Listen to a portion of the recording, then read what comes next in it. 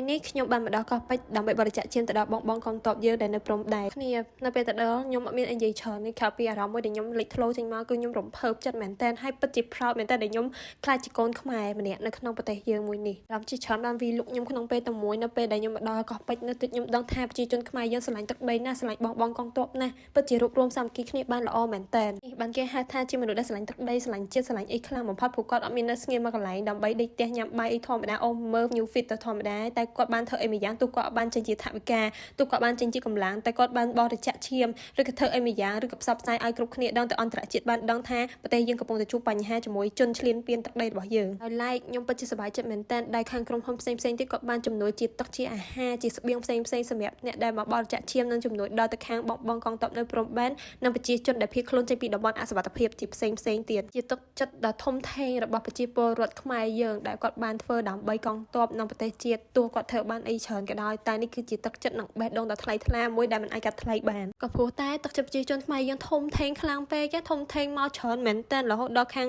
អ្នកទទួលឈាមត្រូវផ្អាកសុំឈប់ហ្មងគាត់ថាឈប់ទទួលហ្មងពួកអីច្រើនរហូតច្រើនលើសមែនតើហ្មងហើយខ្ញុំក៏ជាមនុស្សម្នាក់ដែលចូលរួមសោកស្ដាយមែនតើដែលបានបរិច្ចាគឈាមនៅថ្ងៃហ្នឹងហ្មងពួកអីគឺគេលេងទទួលព្រមមកច្រើនមែនតើពេលដល់ថ្នាក់គេលេងទទួលអ្នកទាំងអស់គ្នានឹងហាគេហៅថាទឹកចិត្តខ្មែរនិងបេះដូងខ្មែរគេថាអាចនៅស្ងៀមបានទេត្រូវធ្វើអីមួយយ៉ាងដើម្បីប្រទេសជាតិឲ្យខ្ញុំនិយាយច្រើនថាមកច្រើនប៉ុណ្ណាអ្នកទាំងអស់គ្នាមើលតែវីដេអូនៅក្នុង hall នៅទៅបានអ្នកទាំងអស់គ្នារាប់ទៅឲ្យរាប់ចាញ់គឺរាប់ចាញ់តែមនុស្សច្រើនណាស់តែឈប់សិនអ្នកទាំងអស់គ្នាបើសិនជាថ្ងៃនេះអ្នកទាំងអស់គ្នាបានបរិច្ចាគឈាមត្រូវរងចាំមើលព័ត៌មានបន្ថែមទៀតរងចាំមើលព័ត៌មានបន្ថែមនៅពេលដែលគេប្រកាសថាត្រូវការបរិច្ចាគឈាមបន្ថែមទៀតអ្នកទាំងអស់គ្នាត្រូវបរិច្ចាគឈាមបានដែរដូចជាខ្ញុំជាដើមចឹងថ្ងៃនេះបានបរិច្ចាគឈាមចឹងលើកក្រោយបើមានគេប្រកាសខ្ញុំនឹងទៅម្ដងទៀតតែសូមបញ្ជាក់ថាឈាមនេះមិនមែនត្រឹមតែជួយបងកងទ័ពណាគឺជួយដល់ប្រជាជនដែលនៅព្រំដែនដែលគាត់ភៀសខ្លួនចេញពីព្រំដែនហើយគាត់បានរងគ្រោះនៅហានិភ័យអីផ្សេងគាត់អាចទទួលបានឈាមដែលយើងបរិច្ចាគនឹងគឺជួយសង្គ្រោះជីវិតគាត់បានដូចគ្នាហើយមិនត្រឹមតែអរគុណដល់ទឹកចិត្តប្រជាជនខ្មែរនិងខាងក្រុមហ៊ុនផ្សេងក៏អរគុណដល់បងដែលនៅក្នុងវីដេអូនេះបន្ថែមទៀតគឺគាត់បានចូលរួមជាចំណែកមួយជំនួយដល់